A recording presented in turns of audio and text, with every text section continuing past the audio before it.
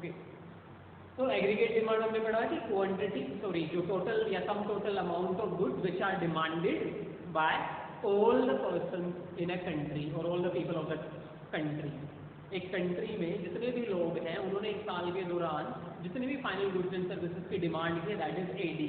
ठीक है, एडी को हम कैसे मेजर करते हैं? फिजिकल क्वांटिटी मेजर नहीं करते, काउंट नहीं करने जाते कि इतनी उसने खरीदी इतनी उसने खरीदी। हम कैसे मेजर करते हैं? एक्सपेंडिचर के बेस पे। एक्सपेंडिचर जो है plan expenditure and actual expenditure. ठीक है, एक्चुअल एक्सपेंडिचर क्या है? The sum total amount of money which is actually spent by the consumer और the producers to buy something. ठीक है, and this is the planned expenditure which they wish to spend, the amount of money which the people wish to spend on goods and services। ठीक है, हम यहाँ पे planned expenditure लेके चलते हैं, actual expenditure नहीं लेके चलते हैं।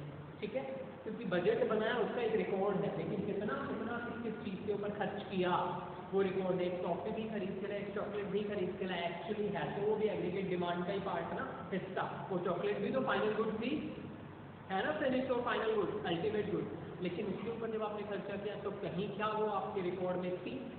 नहीं थी ना, बीइंग ए कंज्यूमर। लेकिन जब बजट बनाते हैं तो कितना खर्चा हुआ, ओके, कितना खर्चा हुआ इस मंथ में, वो तो रिकॉर्ड होता है। ठीक है, क्लियर? तो हमने क्या था, फिजिकल क्वांटिटी से हमें मतलब नहीं है। ठीक है, तो हम ये नहीं पूछते ना ही बताते हैं कि 10,000 अगर खर्च हुए इस महीने में तो किस किस चीज़ से कितना कितना हुआ, है ना। 1 किलो राजमा इतने का खरीदा था, 2 किलो चने इतने के खरीदे थे, चावल इतने, ऐसा कुछ तो हम नहीं बना के रखते हैं। ठीक है, बस टोटल एक्सपेंडिचर। ओके, तो जो बजट है, जो प्लान एक्सपेंडिचर है, वो हम यूज करते हैं to measure the aggregate demand. Okay, तो सेकेंड पॉइंट से aggregate demand is measured in terms of, किसके टर्म्स में? Total expenditure. ठीक है, क्लियर? एंड वो टोटल एक्सपेंडिचर कौन सा है? Plan expenditure. Okay, that is the amount which the people wish to spend on certain goods and services. ठीक है, उसके बेस पे हम मेजर करते हैं, वो बजटेड जो एक्सपेंडिचर है उससे हम मेजर करते हैं। ठीक है, नेक्स्ट पॉइंट आता है रिलेशनशिप। 2 पॉइंट हम क्लियर कर चुके हैं, एग्रीगेट डिमांड होती क्या है, सेकेंड है मेजर कैसे करते हैं, थर्ड है relationship between demand and price. Aggregate demand and price का relationship, aggregate demand and income का रिलेशनशिप। ठीक है, ओके, तनु इधर देखो, तुम्हारे पास ये जो चीज पढ़ाई जा रही है फर्स्ट पेज पे है, सारी चीजें जो पॉइंट है सारे फर्स्ट पेज पे है चैप्टर पे। ठीक है, तो घर जाके पढ़ लेना। Okay, so we are talking about the relationship between aggregate demand and price and income, या फिर the relation of aggregate demand with price and income। ठीक है, हमें पता है कि हमने 11th में पढ़ा था डिमांड और प्राइस के बीच में कैसा रिलेशनशिप होता है, नेगेटिव रिलेशन होता है, राइट। मीन अगर प्राइस इंक्रीज होगा तो डिमांड डिक्रीज होगी, अगर प्राइस डिक्रीज होगा तो डिमांड इंक्रीज हो जाता है। ठीक है, इनकम और डिमांड का वहां पे भी पढ़ा था, इनकम और डिमांड का रिलेशनशिप कैसा होता है, पॉजिटिव रिलेशन होता है। दैट मीन्स अगर इनकम इंक्रीज होगी तो पीपल टेंड टू बाय मोर, उनकी परचेसिंग पावर बढ़ जाती है, ज्यादा पैसे आ जाएंगे तो ज्यादा खरीद पाएंगे। ठीक है, तो इनकम इंक्रीज होगी तो एग्रीगेट डिमांड भी इंक्रीज हो जाएगी। तो there is positive relation between income and aggregate demand. ठीक है, clear? Now in the syllabus we will be discussing about this relation only. Aggregate demand और प्राइस का रिलेशनशिप तुम्हारे सिलेबस में नहीं है, 12th लेवल पे नहीं आता है। ठीक है, तो हम एग्रीगेट डिमांड और इनकम का रिलेशन पढ़ेंगे। जो हमने क्या फाइंड आउट किया कि there is positive relation between aggregate demand and income. अगर इनकम इंक्रीज होगी तो एग्रीगेट डिमांड भी इंक्रीज हो जाएगी। ठीक है, means people tend to buy more, simply लोग ज्यादा खरीदना चाहेंगे जब वो अमीर हो जाएंगे या उनकी इनकम इंक्रीज हो जाएगी। ठीक है, क्लियर?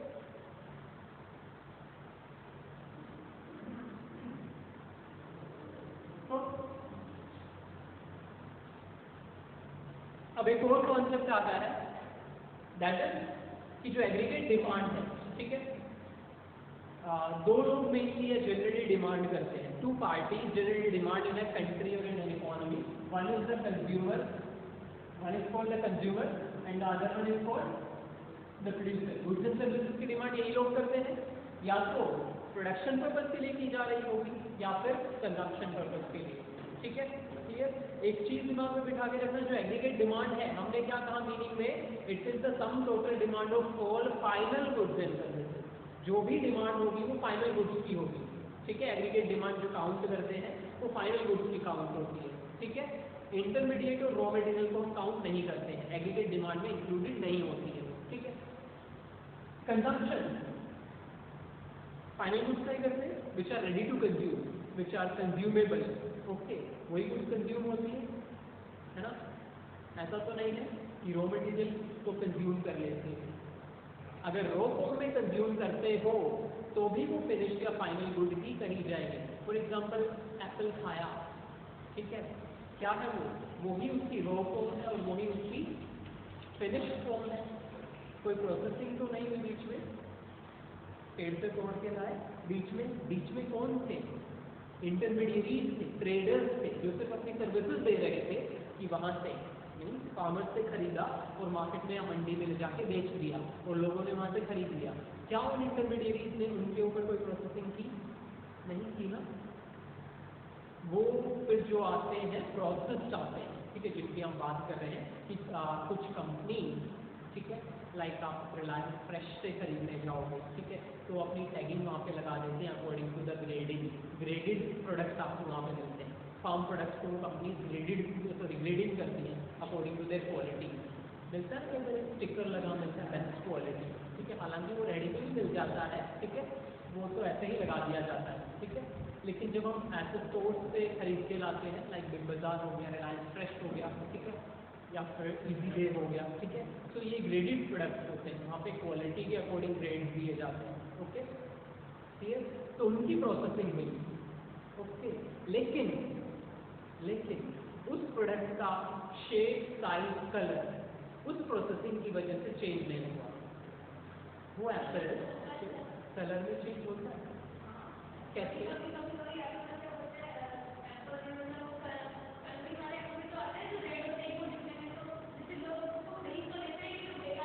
दैट इज वैक्सिंग होती है, ठीक है।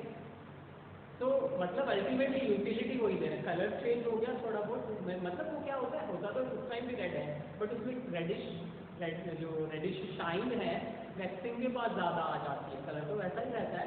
ऐसा नहीं कि रेड पेंट कर दिया, पहले वो ग्रीन था, होता तब भी रेड है लेकिन वो डल था, अब वैक्सिंग के बाद उसमें शाइन आ जाती है, ठीक है। तो अल्टीमेटली प्रोडक्ट वैसा ही रहा, यूटिलिटी भी वैसी ही देगा। तो हम कहने का मतलब उसमें ये फॉर्म चेंज नहीं, रूप नहीं बदलता उसका, ठीक है, मेरे कहने का मतलब ये था, ठीक है। उस वैक्सिंग से हमें एक्स्ट्रा यूटिलिटी नहीं मिलती, ठीक है। तो जो भी प्रोसेसिंग हुई, हाँ, तो वो पहले भी आउटपुट फाइनल हुई और अब भी फाइनल भी आउटपुट है, ठीक है। तो कुछ कहने का मतलब कुछ चीज़ें हम रॉ फॉर्म में भी कंज्यूम करते हैं, तो जब कंज्यूम हो जाती है या रॉ फॉर्म में कोई चीज़ अगर कंज्यूम होती है तो मानी अल्टीमेट या फाइनल या फिनिश गुड ही मानी जाएगी उस टाइम पे, ठीक है। तो लाइक कुछ वेजिटेबल्स एंड कुछ फ्रूट्स को हम क्या करते हैं, रॉ फॉर्म में कंज्यूम करते हैं, तो वो रॉ फॉर्म ही हमारे लिए क्या मानी जाती है, फाइनल और फिनिश, तो उसको हम एग्रीगेट डिमांड में काउंट करेंगे, ठीक है, क्लियर। हालांकि कोई थ्योरेटिकल कॉन्सेप्ट नहीं था, लिखने की चीज़ नहीं, तो समझने के लिए था, ठीक है। प्रोड्यूसर्स भी कुछ फाइनल गुड्स की डिमांड, प्रोड्यूसर्स हालांकि रॉ मटेरियल और इंटरमीडिएट गुड्स की डिमांड करते हैं जिनको फर्दर प्रोसेसिंग के लिए वो यूज करते हैं, ओके, लाइक मेटल यूज किया, उस मेटल से फर्दर वो कोई प्रोडक्ट बना देते हैं, मेटल शीट से, ठीक है, मेटल शीट से क्या बना दिया, रोड बना दी गई कोई, ठीक है, जिसको हम वो यूज कर रहे हैं किसी कंस्ट्रक्शन पर्पज में, तो वो मेटल शीट हमारे लिए इंटरमीडिएट थी, वो रोड जब बना दी गई उससे तब वो क्या थी, फिनिश या फाइनल आउटपुट थी हमारे लिए, ठीक है। लेकिन ये भी कुछ फाइनल आउटपुट यूज करते हैं एज देयर इनपुट, कैसे, फॉर एग्जाम्पल मशीन, प्रोडक्शन के लिए मशीन यूज करते हैं, है ना। तो जो मशीन मैं यूज कर रहा हूँ एज ए प्रोड्यूसर, क्या वो मशीन मैंने ही बनाई है? जरूरी तो नहीं, हो भी सकता है, नहीं भी हो सकता है, क्या पता मैंने खुद ही बना ली, ठीक है। लेकिन मोस्ट ऑफ द केसेस में ऐसा नहीं होता, हम अपनी इंडस्ट्री के लिए जो मशीन है वो परचेज करते हैं दूसरी इंडस्ट्री से ऑर्डर से, ठीक है। तो वो मशीन रॉ फॉर्म में थी, इंटरमीडिएट फॉर्म में थी या फिनिश्ड फॉर्म में थी? फिनिश थी ना, एज इट इज इंस्टॉल हो जाएगी, एज इट इज उसको यूज करेंगे फर्दर प्रोडक्शन के लिए, ठीक है। तो मैंने एज अ प्रोड्यूसर एक फिनिश्ड आउटपुट की डिमांड की है, मैं कंज्यूमर तो नहीं हूँ, मैं तो प्रोड्यूसर हूँ, ठीक है, लेकिन फिर भी मैंने कुछ ऐसी गुड्स की डिमांड की जो फिनिश थी, ठीक है, फाइनल आउटपुट थी, लेकिन मैंने उसको यूज किसी और पर्पज के लिए किया, फर्दर प्रोडक्शन के लिए किया। लेकिन हम क्या चीज पढ़ रहे हैं, डिमांड ना। तो एक प्रोड्यूसर ने भी डिमांड की ना, क्लियर। तो एक कंज्यूमर भी डिमांड कर रहा है फाइनल आउटपुट की, और एक प्रोड्यूसर भी डिमांड कर रहा है फाइनल आउटपुट की। ऐसा नहीं कि प्रोड्यूसर सिर्फ इंटरमीडिएट और रॉ मटेरियल की ही डिमांड करता है, वो भी फिनिश आउटपुट की डिमांड करता है। ठीक है, क्लियर, समझ आया इतना। नेक्स्ट थिंग कि हम इनकम और डिमांड का रिलेशनशिप पढ़ रहे थे, ठीक है। प्राइस का तो पढ़ना नहीं हमने यहाँ पे, तो इनकम और डिमांड, एग्रीगेट डिमांड का रिलेशन पढ़ते हैं। अब हम कहते हैं कि there is a positive relation between income and aggregate demand. That means income बढ़ेगी तो डिमांड भी बढ़ेगी। लेकिन what if the income is zero, मेरी कोई इनकम है ही नहीं, मैं कुछ कमाता ही नहीं हूँ, तो क्या मैं मान लूँ एग्रीगेट डिमांड भी जीरो हो जाएगी? हमने कहा पॉजिटिव रिलेशन है, इनकम बढ़ेगी तो डिमांड भी बढ़ेगी, लेकिन मेरी इनकम कुछ भी नहीं है, दैट मीन्स मैं कुछ नहीं कमा रहा हूँ, इनकम जीरो है, तो दैट मीन्स एग्रीगेट डिमांड भी जीरो होनी चाहिए? नहीं, क्यों? वजह क्या है उसके पीछे? अब वो हाँ बोलो अजय। ये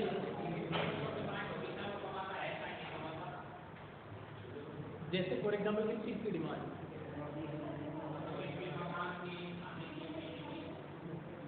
is for survival there will always be a minimum level of consumption.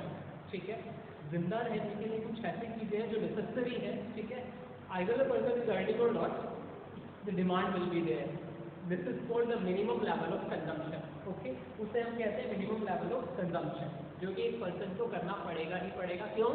For survival. ठीक है, so we cannot say that if the level of income is zero or y is zero, AD will also be zero. No, AD will never be zero.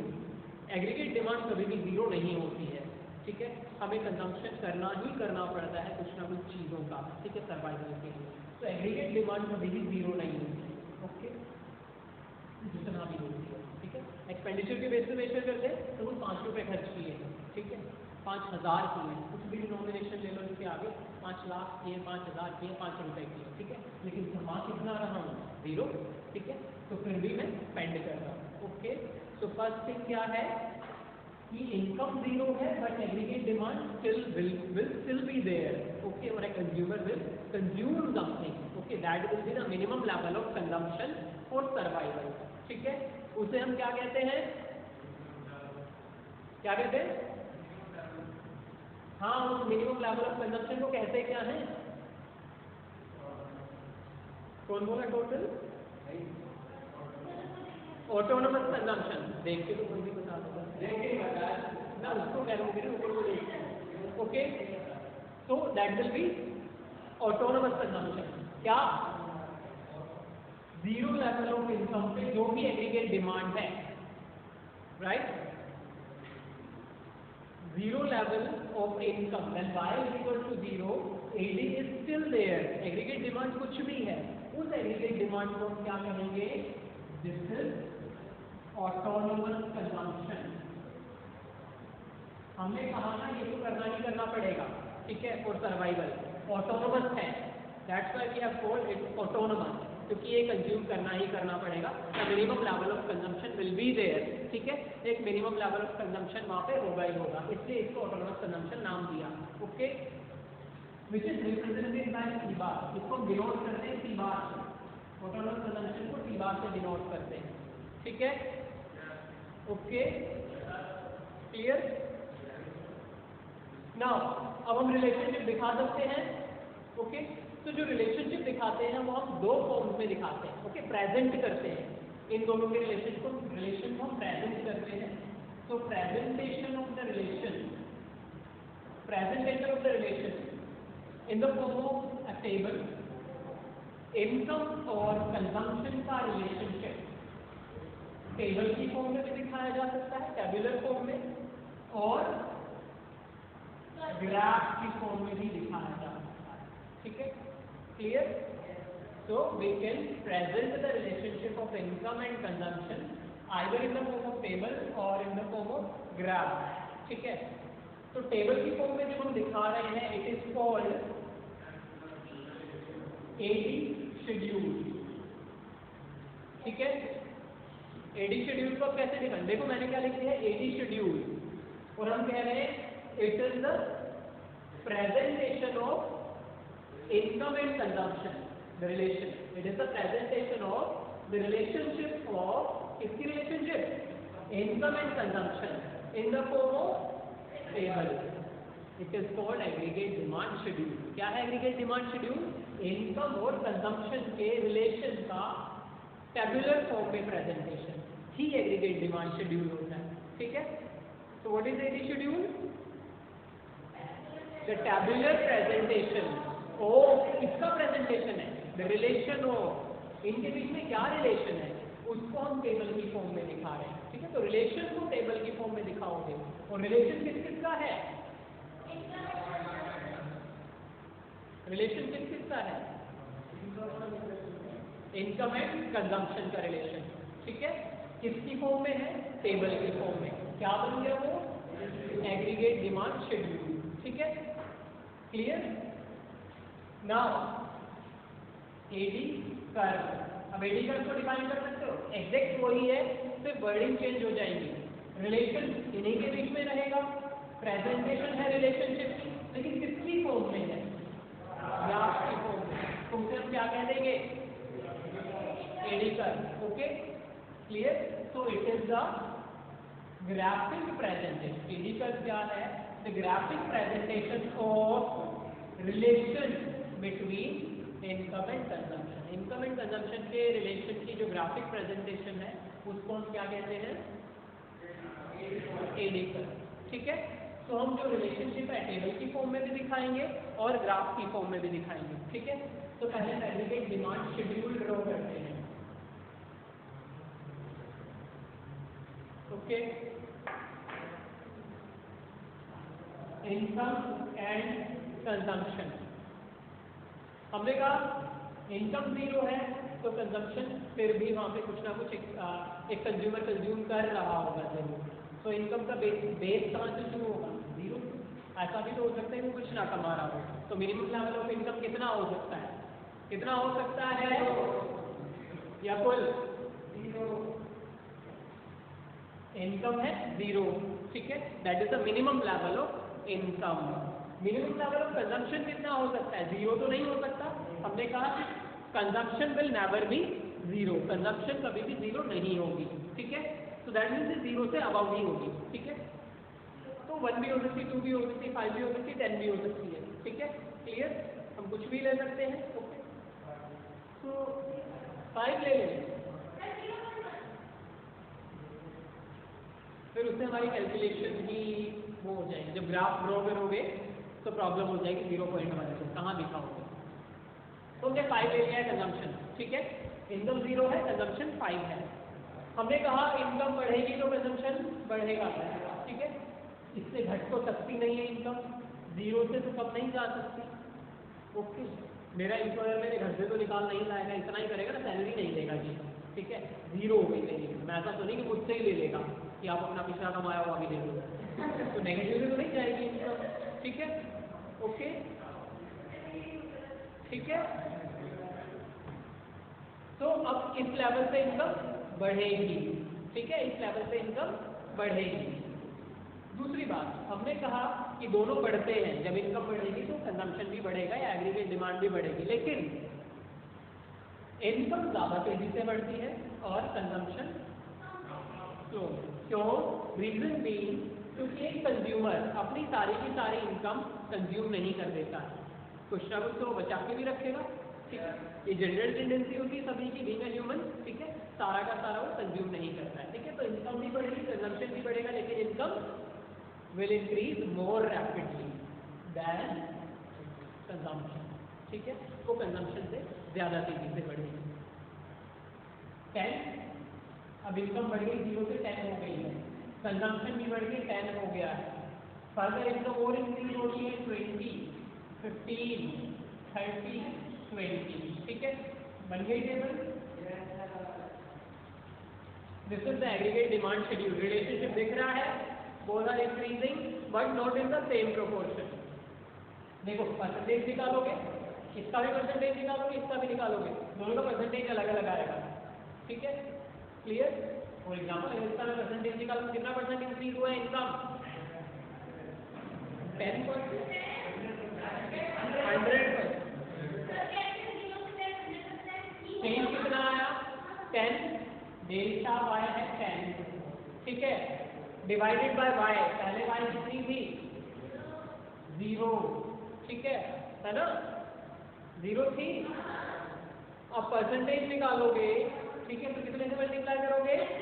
100 से, ठीक है, कितना हो गया? 1000 divided by 0, ठीक है, क्या आएगा रिजल्ट? इंफिनिटी आएगा, इंफिनिटी, ठीक है। तो यहाँ से हम नहीं पता कर सकते कितना परसेंट चेंज आया, ठीक है, यहाँ से पता करेंगे, ओके। तो हम डिवाइड कर देंगे 10 से, भाई इनके बीच का तो डिफरेंस 10 ही है, 10 to 20 हो गई। डेल्टा वाई कितना आया? 10। पहले कितनी थी इनकम? भाई परसेंटेज निकालने के लिए क्या करते हैं? Delta Y divided by Y into 100, ठीक है। डेल्टा वाई कैसे निकलता है? y1 minus y1 is the current income, अभी कितनी है? 20। y is the previous income, पहले कितनी थी? 10, ठीक है। तो दोनों का डिफरेंस होता है डेल्टा वाई। कितने का डिफरेंस है? 10 का, तो डेल्टा वाई रख दिया। y कितना है? 10 divided by y into percentage के लिए 100, कितना परसेंट चेंज आया? 100%। कंजम्पशन में देखो इधर, क्या बोले? कंजम्पशन में कितना चेंज आया? Delta C 15 minus 10, delta C 5 divided by C 10, okay, previous consumption into 100, कितने का? 50% इंक्रीज हुआ। तो जब हमारी इनकम 100% इंक्रीज हुई तो कंजम्पशन कितना इंक्रीज हुआ?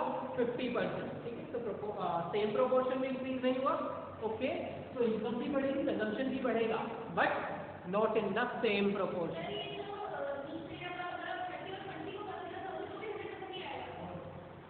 नहीं, क्योंकि वहां पे फिर हमारा सी चेंज हो जाएगा ना, सी 20 आ जाएगा, ओके। तो उसके लिए हम क्या करेंगे? 10 डिवाइडेड बाय 20 इंटू 100, ठीक है, इसमें 50% चेंज हुआ, ठीक है। तो यहाँ पे ना, यहाँ पे भी चेंज हो जाएगा, ठीक है। So it will be 5, delta C कितना है? दोनों के बीच का difference 5 divided by C 15 into 100, 33.33। तो 50% इनकम इंक्रीज हुई, तो कंजम्पशन कितना इंक्रीज हुआ? 33, ठीक है। दोनों इंक्रीज तो हो रहे हैं, इनकम भी बढ़ी, कंजम्पशन भी हमने 33% बढ़ा दिया। अब ये मत कहना, एक गलती मत करना कि पिछले बार तो कंजम्पशन 50% बढ़ा था, अब 33% बढ़ा है, ये तो कम हो रहा है। लो, इधर देखो, ये 33% किसका आया है? 15 से 20 हो गया, तो इनके बीच कितना चेंज आया है? पहले के मुकाबले कितना इंक्रीज हुआ है? 33%। तो पहले कितना था? 15, अब कितना है कंजम्पशन? 20। बढ़ा कि नहीं बढ़ा? कितना बढ़ा? पहले से कितना बढ़ा? ये 50, इन दोनों के बीच का डिफरेंस था। 10 से जब 15 हुआ था, उनका परसेंटेज चेंज है। अब भाई 15 से तो ज्यादा ही है ना 20, ये तो दिख रहा है ना सीधा सीधा कि कंजम्पशन बढ़ गया, लेकिन कितना परसेंट बढ़ा? 33। पहले 15 था, 20 हो गया, ओके। तो बढ़ा, लेकिन सेम प्रोपोर्शन में नहीं बढ़ेगा, ठीक है। This is aggregate demand schedule, clear? अब एग्रीगेट डिमांड इसी शेड्यूल के बेस पे हम कर्व ड्रॉ करेंगे, करें?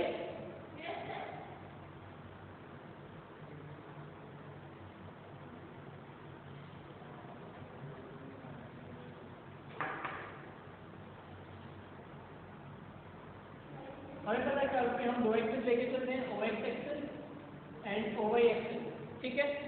अब पॉइंट आता है कि हम कौन से एक्सिस पे क्या चीजें, दो है ना हमारे पास चीजें, एक तो क्या है एडी या फिर सी, और दूसरा है वाई, ठीक है। एग्रीगेट डिमांड और इनकम का तो रिलेशनशिप दिखा रहे थे हम, यही दिखाया ना शेड्यूल में भी, और कर्व में भी यही दिखा रहे हैं, ठीक है। अब पॉइंट इज, हम ओ एक्स एक्सिस पे एडी लें या ओ वाई एक्सिस पे एडी लें, एग्रीगेट डिमांड कौन से एक्सिस पे दिखाएंगे। अब वो हम कैसे पता करेंगे? लॉजिकली अगर देखा जाए तो हमने क्या पढ़ा था? When y is equal to 0 AD is, when y is equal to 0 AD क्या था? 5 था, ठीक है, क्लियर? ये पढ़ा था हमने, ओके। तो जब अगर इस बेस पे मैं कर्व ड्रॉ करने लगूंगा, ठीक है, तो y कर्व कहां से शुरू होगा? O से, यहाँ पे 0 है ना, पॉइंट ऑफ ओरिजिन, और फिर इंक्रीज होते हुए जाएगा, अपवर्ड क्रॉपिंग होगा, ठीक है। तो वाई कर्व यहाँ से शुरू होगा, ओके। तो मैं एक बार रफली ड्रॉ कर रहा हूँ कि इनकम इंक्रीज होती है, हमने शेड्यूल में देखा हो गया वाई कर्व, इनकम इंक्रीज होती हुई है, एडी भी इंक्रीज होता है, ठीक है।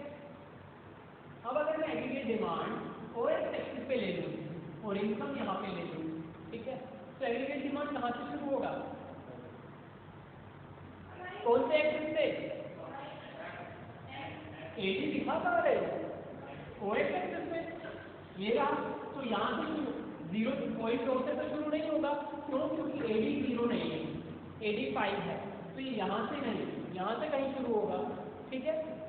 और एडी इंक्रीज होता है इनकम के साथ साथ, शेड्यूल में देखा था हमने, तो ये भी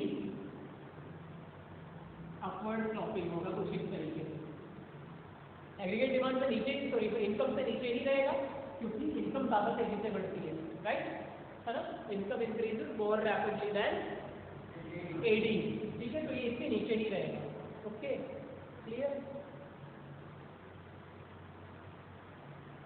अब कहीं ना कहीं पे ऐसा भी पॉइंट आता है, हमने क्या देखा कि जब इनकम 0 थी और कंजम्पशन 5 था, ठीक है, इनकम 0 थी, कंजम्पशन 5 था, जब दोनों इंक्रीज हो गए, इनकम भी और कंजम्पशन, तो कहीं, और इनकम ज्यादा तेजी से बढ़ती है, हमें ये पता है, तो कहीं ना कहीं पे इनकम एग्रीगेट डिमांड को इंटरसेक्ट, कर्व को इंटरसेक्ट तो करेगी भाई। ये 5 से 10 हुआ, ठीक है, तो इनकम 0 से कभी ना कभी 10 12 कुछ तो होएगी, तो 10 से होते हुए ही जाएगी ना 12 पे अगर जाएगी डायरेक्टली, अगर 12 भी हो जाती है इनकम तो 10 से क्रॉस करके ही जाएगी, तो दैट मीन्स एग्रीगेट डिमांड को कहीं ना कहीं इंटरसेक्ट करेगा इनकम करेगा, क्योंकि इनकम एग्रीगेट डिमांड में इनिशियली कम है, initially income is lower than aggregate demand, and when income started rising, और जब इनकम राइज होना शुरू होती है तो ज्यादा तेजी से बढ़ती है, तो दैट मीन्स ये एग्रीगेट डिमांड से ज्यादा भी हो जाएगी कभी ना कभी जाके, है ना। तो इनिशियली ये लेस देन एडी है, इंक्रीज होते हुए ये मोर देन एडी हो जाएगी, ओके।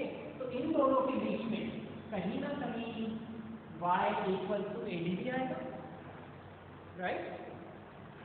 पहले इनकम कम है एग्रीगेट डिमांड लोअर लेवल पे, ठीक है, और ये एग्रीगेट डिमांड यहाँ, ठीक है, दोनों बढ़ना शुरू करते हैं, ठीक है, दोनों बढ़ना शुरू करते हैं, क्लियर। इनकम ज्यादा तेजी से बढ़ते हैं, दोनों बढ़ते हैं, कभी ना कभी जाकर किसी लेवल पे तो इक्वल होंगे, फिर इनकम दोनों बढ़ेंगे, लेकिन इनकम ज्यादा तेजी से बढ़ जाएगी, तो सरपास कर जाएगी, लेकिन कभी तो इक्वल लेवल पे आएंगे, इंटरसेक्ट करते हुए ही तो जाए, इस लेवल पे तो पहुंचेगी ना, उस पॉइंट से उस सीढ़ी पे तो पहुंचेगी ना, ठीक है, उसी वजह से तो होके जाना पड़ेगा उसको।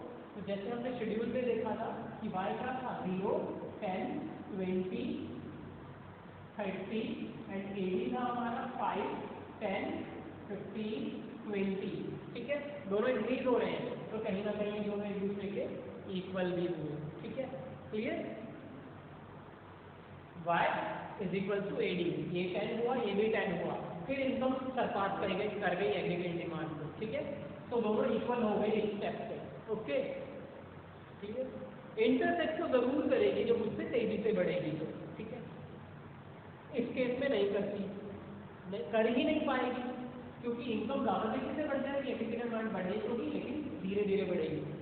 अगर एग्रीगेट डिमांड ज्यादा तेजी से बढ़ रही होगी तो एग्रीगेट डिमांड इंटरसेक्ट कर जाती है, ठीक है, लेकिन एग्रीगेट डिमांड तो धीरे धीरे बढ़ती है, तो कभी इंटरसेक्ट नहीं कर पाएगी, लेकिन शेड्यूल ऐसा कहता है कि दोनों इक्वल भी हुए, ठीक है। तो दैट मीन्स दोनों का सेम पॉइंट, कॉमन पॉइंट भी होना चाहिए, लेकिन यहाँ पे नहीं है, तो हम क्या गलती कर रहे हैं कि एग्रीगेट डिमांड हम OX एक्सिस पे दिखा रहे हैं।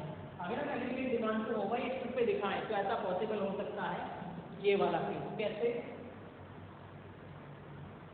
इनकम यहाँ पे है OX एक्सिस पे, 0 से शुरू हुई, बढ़ती गई बढ़ती गई बढ़ती गई बढ़ती गई, हम ऐसे दिखा सकते हैं इनकम OX एक्सिस पे दिखा रहे हैं, बढ़ रही है इनकम, ठीक है, क्लियर।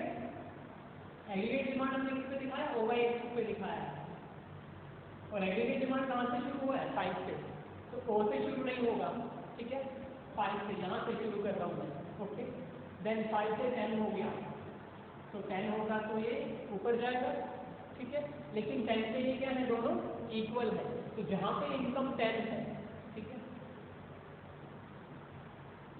सपोज ये है हमारा 10, ये है 5, ये है 0। एग्रीगेट डिमांड, तो 10 पे दोनों इक्वल हो गई, ठीक है, एग्रीगेट डिमांड भी इक्वल हो गई और इनकम भी इक्वल हो गई। उसके बाद एग्रीगेट डिमांड कहाँ गई? 15, 10 से 15, ये 15 है, ठीक है, तो यहाँ पहुँची। उसके बाद ये 20 है, यहाँ पहुँचेगी, ठीक है, क्लियर। ये है एडी कर्व।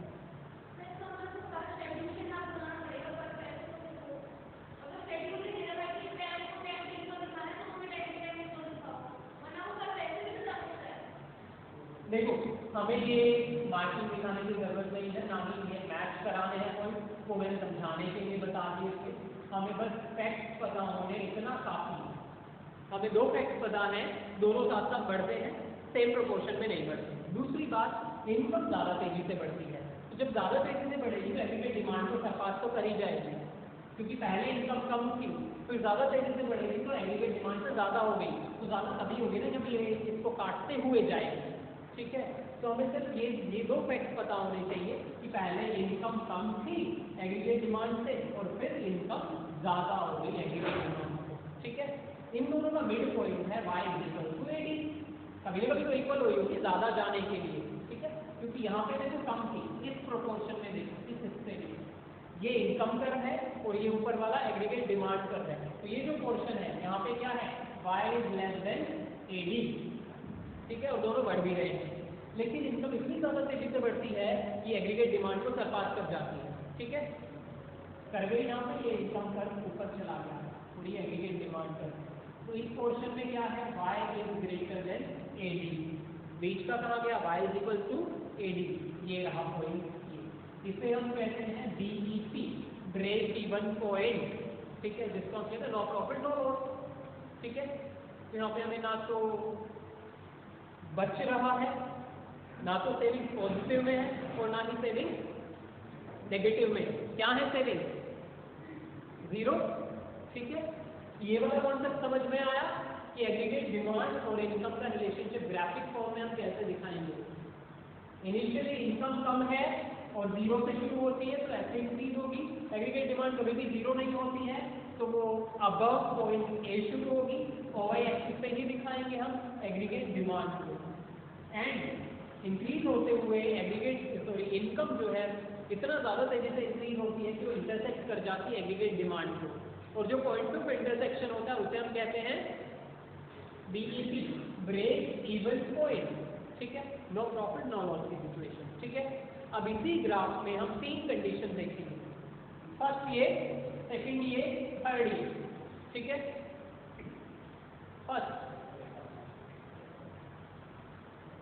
फर्स्ट पोर्शन यहाँ पे क्या है, वेयर इनकम इज < AD, ठीक है। भाई कमा कम रहे हो, खर्च ज्यादा कर रहे हो, कैसे पॉसिबल हुआ होगा ऐसा? कमा कम रहा हूँ और खर्च ज्यादा कर रहा हूँ, तो कहाँ से आ रहा होगा? पिछली पास्ट सेविंग्स होगी ना, बैंक में से निकाल के खर्च कर रहा हूँ मैं, ठीक है। तो दैट मीन्स मैं अपनी सेविंग्स खर्च कर रहा हूँ, तो सेविंग्स क्या हो जाएगी? कम हो रही होगी, ठीक है। तो उसे हम कहेंगे नेगेटिव सेविंग्स, ओके। जब ऐसा होता है इनकम इज < एग्रीगेट डिमांड, जब इनकम एग्रीगेट डिमांड से कम होती है तो सेविंग्स क्या होती है? नेगेटिव, ठीक है। तो फर्स्ट पोर्शन में सेविंग्स नेगेटिव। सेकंड, BEP पे ब्रेक इवन पॉइंट पे savings will be equal to 0, why so?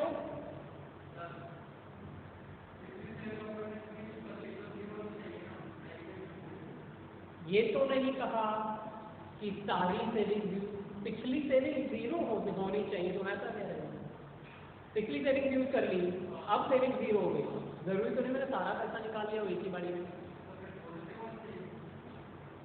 Saving positive कैसे, जब तुम कुछ पिछली सेविंग निकाल रहे हो तो सेविंग घट रही है या बढ़ रही है? पॉजिटिव और नेगेटिव का मतलब क्या? पॉजिटिव का मतलब बढ़ना, नेगेटिव का मतलब घटना। तो तुम अपनी सेविंग निकाल रहे हो, विड्रॉ कर रहे हो खर्च करने के लिए, तो सेविंग घटेगी या बढ़ेगी? घटेगी ना, तो दैट मीन्स सेविंग नेगेटिव में जा रही है। नेगेटिव का मतलब यहाँ पे ये नहीं है कि वो नेगेटिव बैलेंस पे चला गया, यहाँ पे माइनस साइन लगाने का मतलब है सेविंग्स आर डिक्रीजिंग, ठीक है।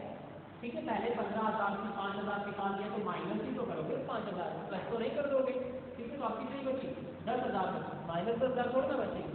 ओके, तो ये माइनस है, ये है माइनस है, कितना निकाल लिया, ठीक है। When y is equal to AD, जब इनकम और कंजम्पशन दोनों के इक्वल, दैट मीन जितना कमाया उतना खर्च कर दिया, ठीक है, जितना कमाया उतना खर्च कर दिया।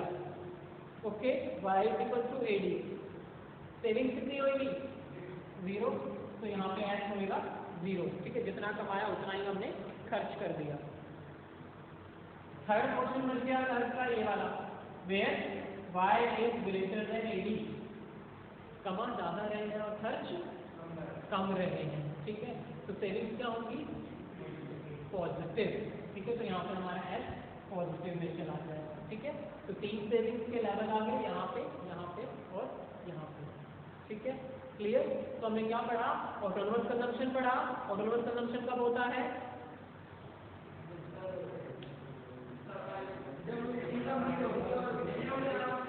Minimum level of consumption when y is equal to 0, ठीक है, क्लियर।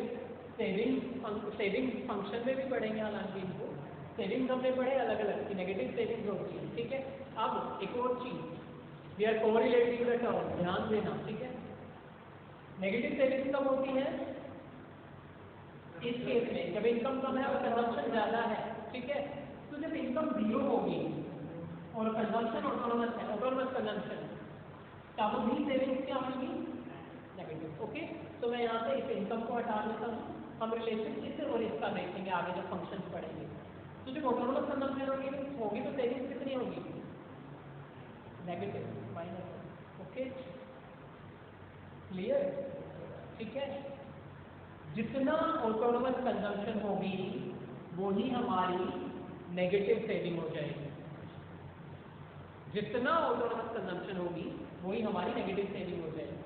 भाई 0 इनकम है तो जितना खर्च करूंगा उतना ही तो निकालूंगा ना सेविंग्स में, उतना ही निकाल रहा हूँ ना, तो दैट मीन्स ऑटोनोमस कंजम्पशन और माइनस है जो नेगेटिव सेविंग्स है वो इक्वल होंगी ना,